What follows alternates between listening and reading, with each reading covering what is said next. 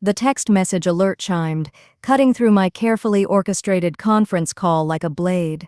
I glanced down at my phone, expecting our intern's update on quarterly projections.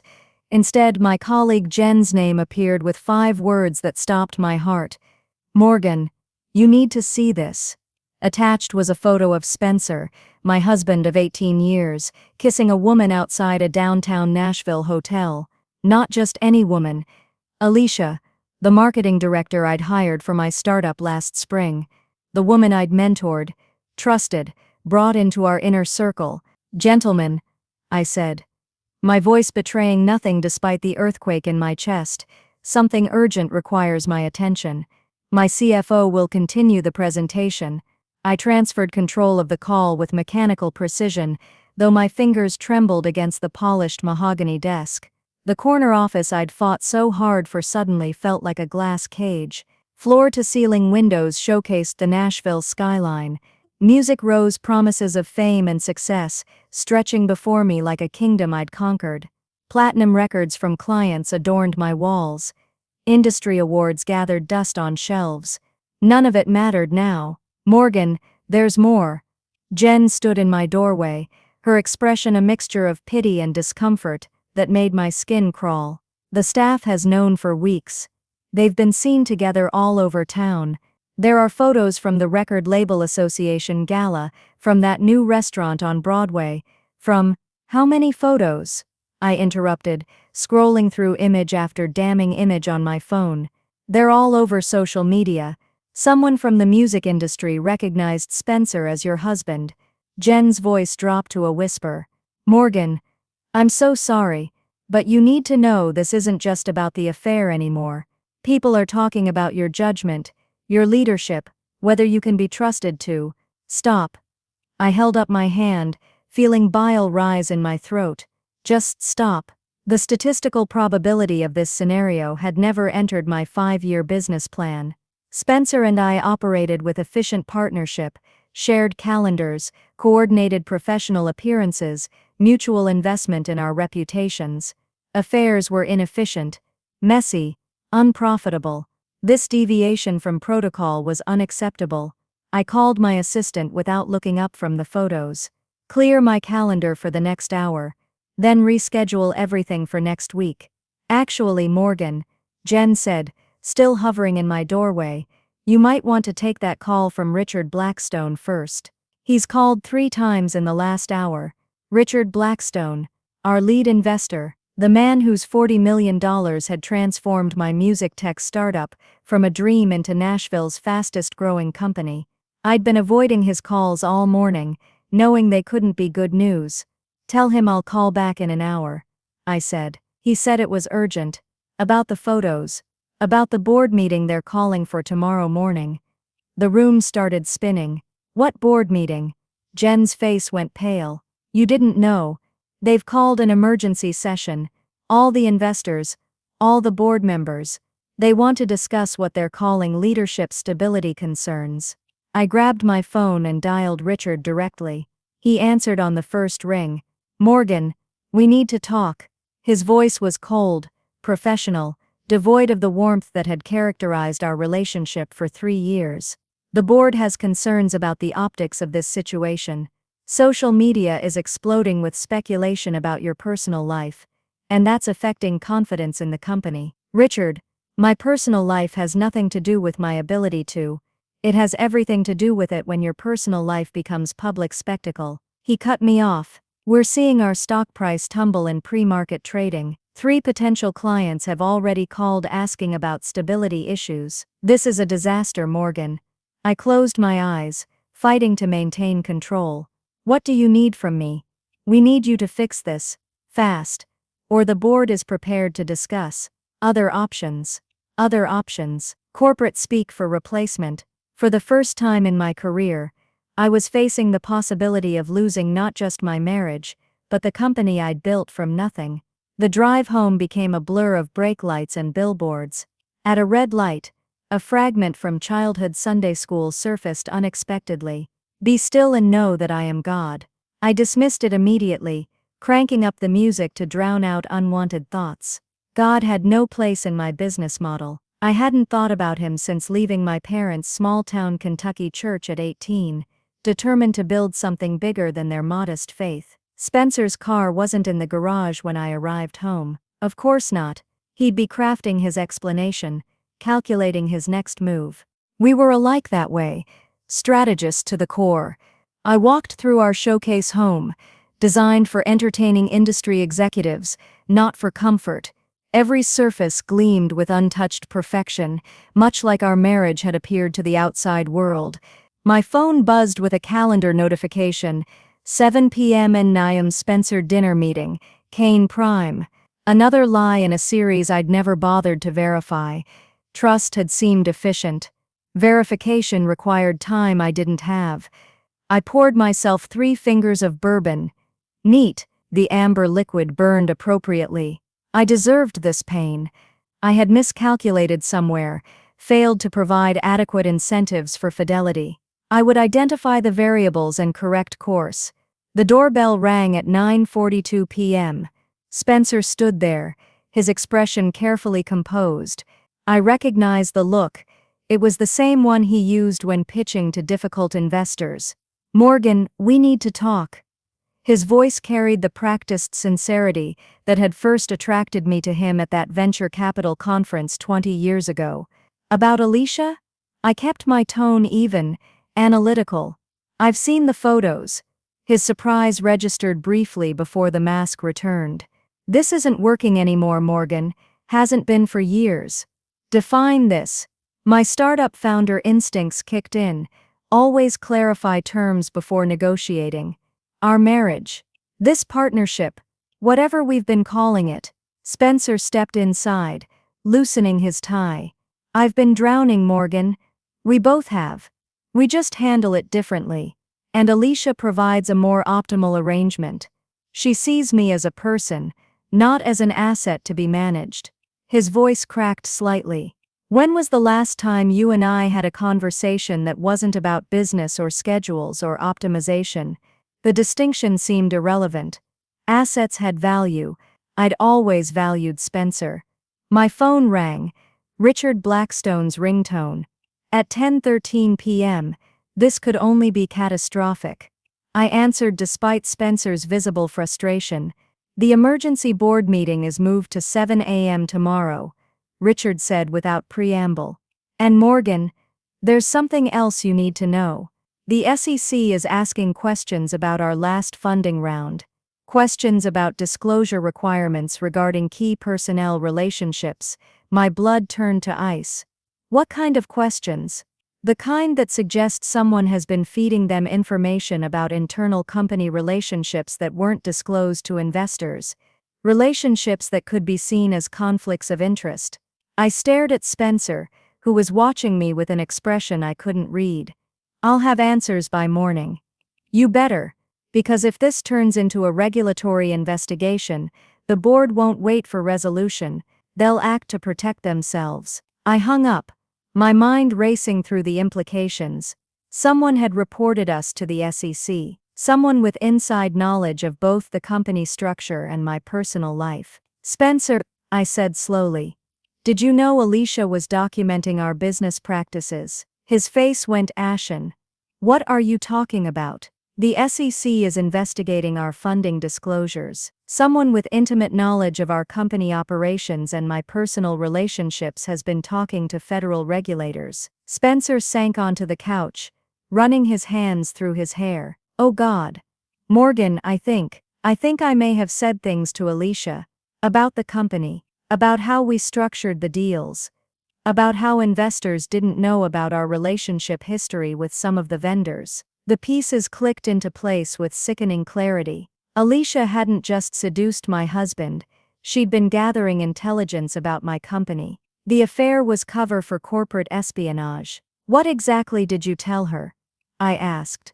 My voice deadly quiet. "Everything," Spencer whispered. "The Korean investment group that's actually your cousin's shell company. The backdated contracts with Music Row Studios. The consulting fees we've been paying to your old professor, who doesn't actually consult." He looked up at me with haunted eyes. I thought I was talking to someone who cared about me. I never imagined. My company wasn't just facing bad optics from a scandal. It was facing federal charges for securities fraud, wire fraud, and God knew what else. Everything I'd built, every corner I'd cut, every relationship I'd leveraged, every gray area I'd navigated, was about to be exposed. My phone buzzed with another text from Jen. Local news van just pulled up outside the office. Channel 4 is running a story at 11 p.m. about Nashville tech scandal. You need to see this. I turned on the television just as the news anchor began speaking. Tonight at 11, an exclusive investigation into one of Nashville's most celebrated startups, where personal betrayal may have uncovered a web of financial misconduct stretching back years. Spencer and I watched in silence as footage rolled of our office building, photos of our company's founding, images of me accepting various awards. The report was devastating, painting a picture of a founder whose personal life had spiraled so far out of control that it had compromised her business judgment. We'll be back after the break with more on this developing story, including exclusive documents that suggest a pattern of undisclosed relationships and questionable financial practices. The anchor concluded. I muted the television and looked at Spencer. We need lawyers. Both of us. Tonight. Morgan, Spencer said, his voice barely above a whisper, there's something else. I felt my world tilt further off its axis. The cancer screening you postponed last month? I may have told Alicia why you kept rescheduling medical appointments. About the symptoms you've been ignoring. My hand flew to my throat where a small lump had been growing for months, something I'd been too busy to address, too controlled to acknowledge. You told her about my health? She asked why you were so stressed, why you seemed to be losing weight, why you were taking so many antacids. Spencer's tears were flowing freely now. I thought she cared. I thought she was worried about you. The realization hit me like a physical blow. Alicia hadn't just gathered information about my business practices. She'd been documenting my health issues, my vulnerabilities, everything that could be used to paint me as an unstable leader, unfit to run a public company. She's been building a case, I said. More to myself than to Spencer. Not just for the SEC investigation, but for a hostile takeover. She's been positioning herself to replace me. Spencer nodded miserably. I've been so angry at you, Morgan. At us, at everything we'd become. I wanted to hurt you the way you'd been hurting me with your indifference. I never meant for it to go this far. My phone rang again. This time it was our company attorney. Morgan, don't say anything to anyone without me present, he said the moment I answered. Federal agents are executing a search warrant at your office right now. This is bigger than a regulatory inquiry. This is a criminal investigation. Through our living room window, I could see news vans pulling up outside our house. Camera crews were setting up on the sidewalk. In less than 12 hours, I'd gone from celebrated entrepreneur to the target of a federal investigation, thanks to my husband's pillow talk with a woman who'd been playing the longest game imaginable. Spencer, I said, my voice hollow as I watched our life become a public spectacle. I think we need to talk about more than just our marriage. As the first reporters approached our front door, I realized that everything I'd built my identity on, my company, my reputation, my carefully controlled public image, was crumbling in real time, and for the first time in my adult life,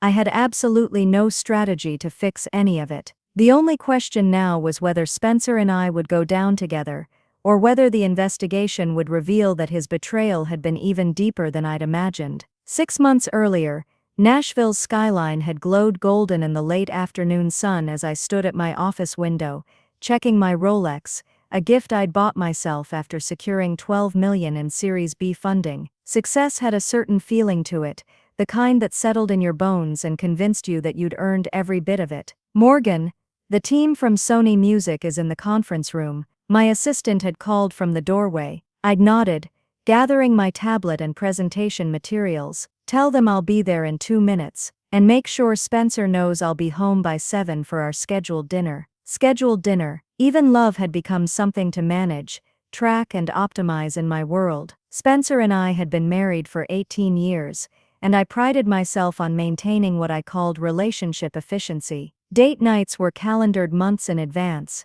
Gifts were purchased strategically. Even our conversations had a certain rhythm: updates on work achievements, discussion of upcoming social events, brief check-ins on personal goals. The meeting with Sony had gone exactly as planned. My pitch for the new talent discovery platform was met with enthusiasm and a commitment for a pilot program. As I'd driven home in my Tesla, I'd mentally tallied another win. The dashboard clock read 6:52 p.m., 8 minutes early for dinner. Another small victory in a day full of them. Spencer had been in the kitchen when I arrived, a glass of wine already poured for me. "How'd the Sony meeting go?" he'd asked, his voice carrying what I'd interpreted as practiced interest. "Signed for the pilot program," I'd replied, taking the wine. "They were impressed with the algorithm's accuracy in predicting viral potential. We're looking at implementation next quarter." Spencer had nodded, turning back to the stove. "That's great, Morgan." I hadn't noticed the flatness in his tone or the way his shoulders tensed. I'd been scrolling through emails on my phone, categorizing and prioritizing tomorrow's tasks. Success required vigilance. I'd learned that lesson early and well. The radio had been playing softly in the background, some local station Spencer liked. I'd barely registered it until the music shifted and the unmistakable opening notes of an old hymn filtered through, "Amazing Grace." My finger had paused mid-scroll. "Can you change that?" I'd asked, sudden discomfort prickling at my skin. Spencer had glanced over. "What's wrong with it?" "Nothing," I'd said quickly. "Just not in the mood for church music." The hymn had stirred something I preferred to keep buried: memories of Sunday mornings in my grandmother's small Baptist church back in Kentucky. The feeling of small hands folded in prayer. The belief that someone bigger than myself might be watching over my life. I'd filed those memories away long ago, alongside other childish things that had no place in my carefully constructed world of metrics and achievements. Spencer had changed the station without comment. The moment had passed, just like all the others I'd chosen not to examine too closely. Now, standing in my living room as federal agents searched my office and reporters camped outside my house, I wondered if God had been trying to get my attention long before my world imploded. But I'd been too busy controlling variables to notice the one variable I could never manage. The emergency board meeting at 7 a.m. was a bloodbath. I sat at the head of the conference table I'd chosen for its symbolic power, while 6 investors and 4 board members dissected my life with surgical precision. Richard Blackstone led the assault. The SEC investigation encompasses not just the disclosure issues Spencer mentioned, but systematic fraud dating back to our Series A funding, he said, sliding a folder across the polished surface. "Documents suggest you've been using shell companies to inflate user metrics, backdating contracts to meet funding milestones, and paying kickbacks disguised as consulting fees." I opened the folder with steady hands, though my vision blurred as I read. Every shortcut I'd taken, every creative interpretation of regulations, every relationship I'd leveraged to build my company, all of it laid bare in black and white. "Where did you get these documents?" I asked. "An anonymous source provided them to both the SEC and the board," Richard replied. "Someone with intimate knowledge of your business practices and access to internal communications. Alicia. She'd been documenting everything for months, building a case while sleeping with my husband and sitting in my company meetings. The scope of the betrayal was breathtaking. The board has voted," Richard continued. "You're being removed as CEO effective immediately. The company will cooperate fully with federal investigators. And Morgan, you should know, we're also terminating your equity position under the morals clause in your founder agreement." I felt my last connection to the company I'd built from nothing slip away. The morals clause? For what? Compromising fiduciary duty through undisclosed personal relationships that created conflicts of interest. The affair between your husband and a key employee, combined with your failure to properly vet her background or maintain professional boundaries, constitutes gross negligence. The irony was perfect. Alicia had used Spencer's infidelity to destroy not just my marriage, but my professional life. And I'd handed her the ammunition by being too proud to acknowledge that my personal and professional lives were connected in ways I'd never wanted to admit. I stood up, gathering what remained of my dignity. I'll need access to my office to collect personal items. That won't be possible, Richard said. Federal agents have seized all company property as evidence. Your keycard has been deactivated. Security will escort you from the building. The walk to the elevator was the longest of my life. Employees I'd hired, mentored, and led to success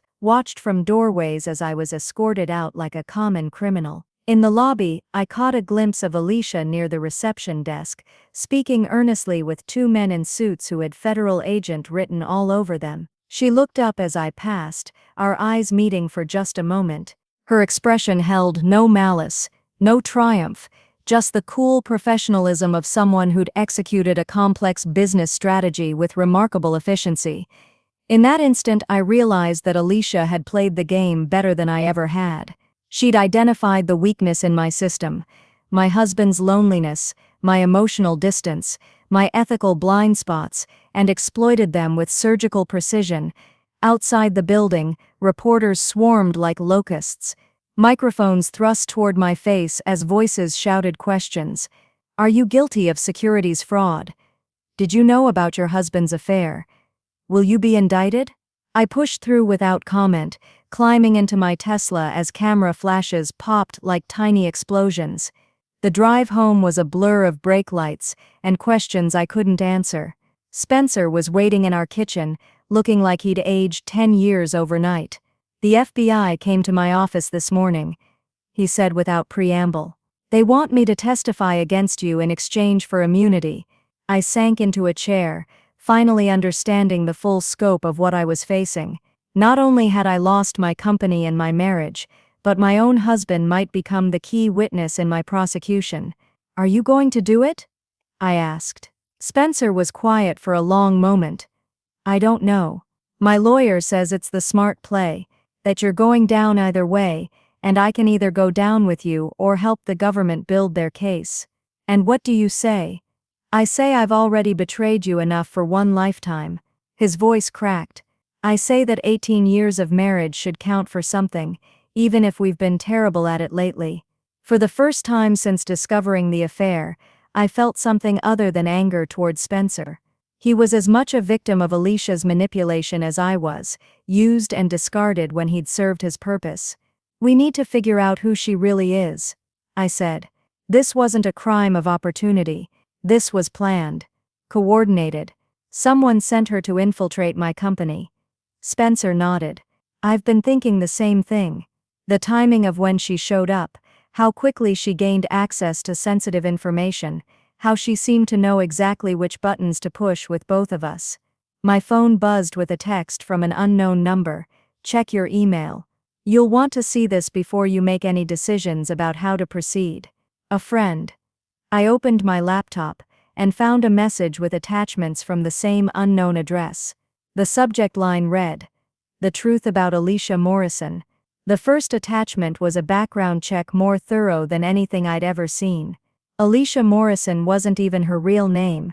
She was Alexandra Benedetto, a former federal prosecutor turned corporate intelligence consultant with a specialty in white-collar fraud cases. Her client list included several major tech companies and investment firms, including Blackstone Capital, Richard's fund. "Spencer," I said, my voice barely above a whisper. "Look at this." He leaned over my shoulder as I scrolled through document after document. Employment records showing Alicia, Alexandra had been hired by Blackstone Capital 6 months before she'd applied to my company. Financial records showing payments from Blackstone to her consulting firm throughout the period of her employment with me. Email exchanges between her and Richard discussing asset acquisition strategies and executive removal protocols. "They set this up," Spencer breathed. "Richard and the other investors. They wanted you out so they could acquire the company at a fraction of its value." The final attachment was a video file. I clicked play and watched security footage from a restaurant showing Alicia meeting with Richard Blackstone just 2 weeks ago. The audio was clear. The SEC investigation will be announced Monday. The board will remove her Tuesday. By Wednesday we'll have full control at a 90% discount from current valuation. I felt something inside me break, not with grief this time, but with rage. Pure, focused anger at being manipulated, betrayed, and discarded like a piece on someone else's chessboard. "We're not going down without a fight," I said, my voice steady for the first time in days.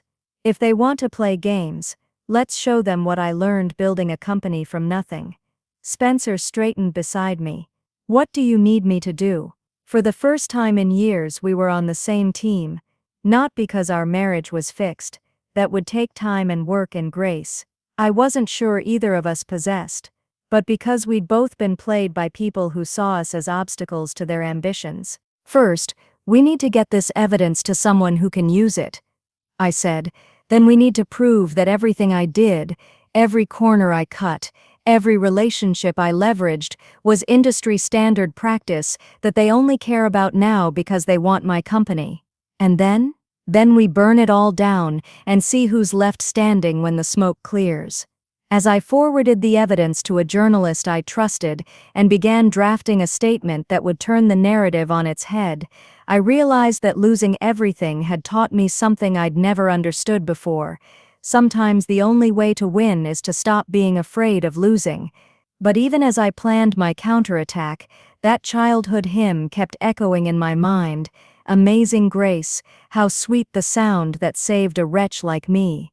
I pushed it aside, focusing on the battle ahead.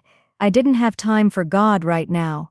I had a war to fight, and I intended to win it with or without divine intervention. What I couldn't see yet was that God had been orchestrating this entire disaster, not to destroy me, but to strip away everything I'd been trusting in instead of Him.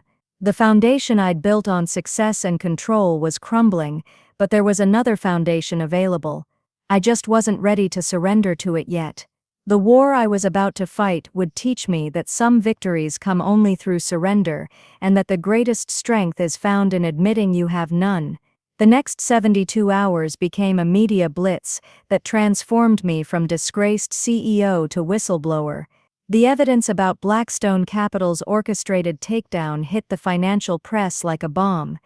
Within hours, the narrative shifted from Morgan Wilson defrauds investors to prominent VC firm orchestrates elaborate scheme to steal tech company.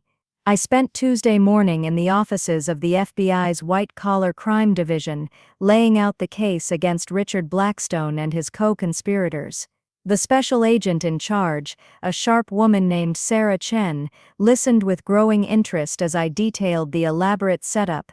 "Miss Wilson," Agent Chen said after reviewing the video evidence, "you realize this makes you both victim and potential co-conspirator. Your own business practices, while possibly legal, weren't exactly ethical." "I understand that," I replied. "I'm not asking for absolution. I'm asking for justice, and I'm willing to cooperate fully to expose how this industry really works." By Wednesday afternoon, the SEC had shifted focus from prosecuting me to investigating Blackstone Capital. Richard was arrested at his country club, led away in handcuffs while local news crews filmed every humiliating moment. The irony wasn't lost on me. The same media circus he'd orchestrated for my downfall was now documenting his own. But the victory felt hollow. Yes, I'd avoided federal prison and reclaimed some measure of my reputation, but my company was still gone, absorbed by Blackstone's competitors in the chaos. My marriage was still in ruins, held together only by shared trauma and mutual legal strategy, and I was still facing the question that had haunted me since that first morning. Who was I when I wasn't winning? Thursday evening found me alone in our house, staring at the wall of achievements that had once defined my worth. Spencer was meeting with his therapist, individual counseling, a requirement he'd insisted on before we could even discuss couples therapy. I'd agreed, though I'd been too proud to admit I needed the same help. My phone rang. Pastor Williams from the church down the street, the one with the simple white cross I'd driven past every day for 5 years without ever stopping. "Miss Wilson, I hope you don't mind me calling. I got your number from Catherine Jennings. She said you'd met at a business conference a few years ago. I remembered Catherine, the woman who'd invited me to speak at a Christian entrepreneur conference. I'd declined, of course, too important for such things at the time. "What can I do for you, Pastor?" I asked, surprised by how tired my own voice sounded. "Actually, I was hoping I could do something for you. I know this week has been difficult. I wondered if you'd like to talk." "I'm not really a religious person," I said automatically. "Neither was the woman caught in adultery," Pastor Williams replied gently. "Neither was the tax collector who climbed a tree just to see Jesus. Neither were most of the people Jesus spent time with. Faith isn't about being religious, Miss Wilson. It's about being honest about our need for grace." Something in his voice, not judgment, not pity, just genuine concern, broke through my defenses. "I don't know how to be honest about needing anything," I admitted. "I've spent my entire adult life proving I didn't need help." "That's exactly where faith begins," he said. "Would you be willing to meet for coffee?" No agenda, no sermon.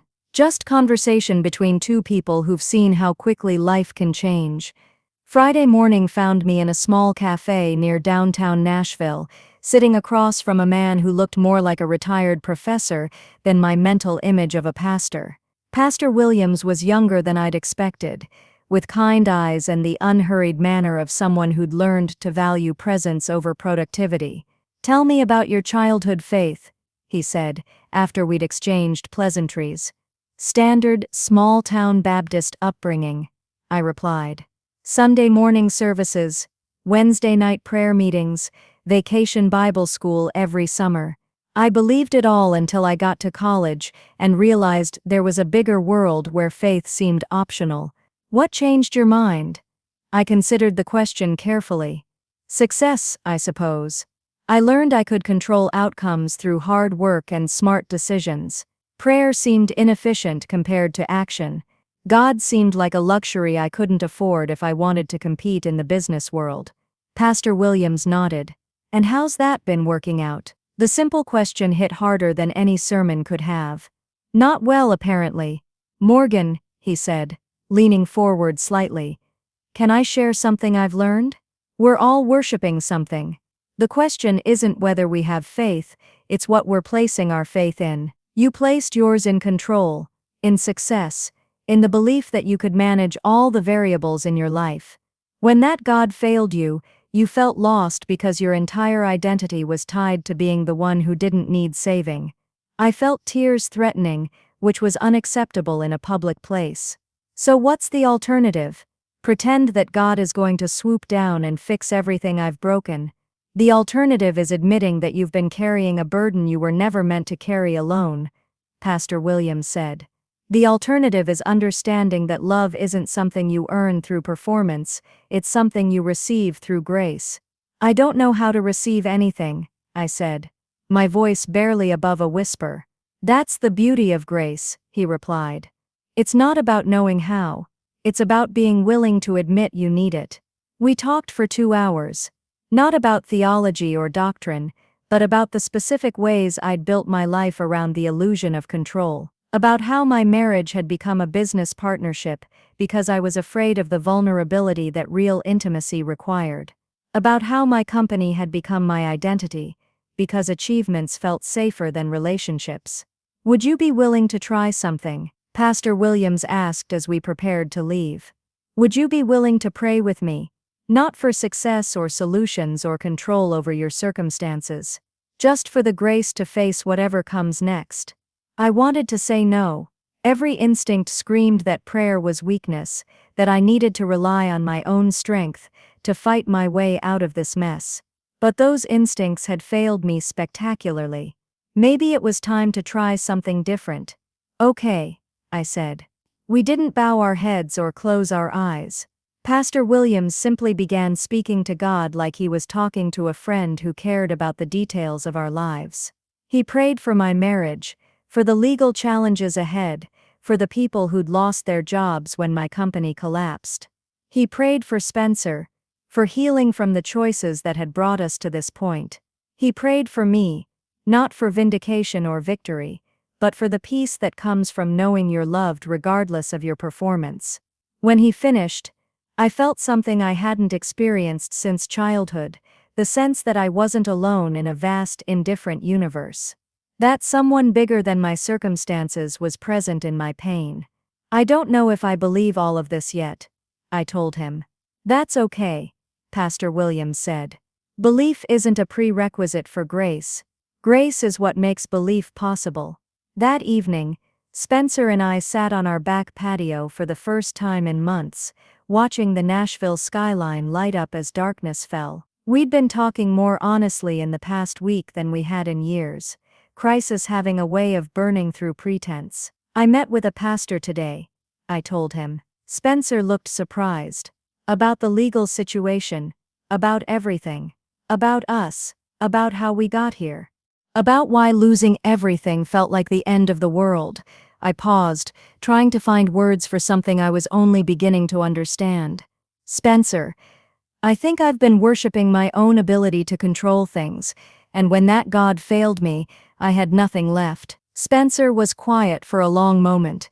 I've been thinking something similar, that maybe we turned our marriage into another business venture because neither of us knew how to just be loved without earning it.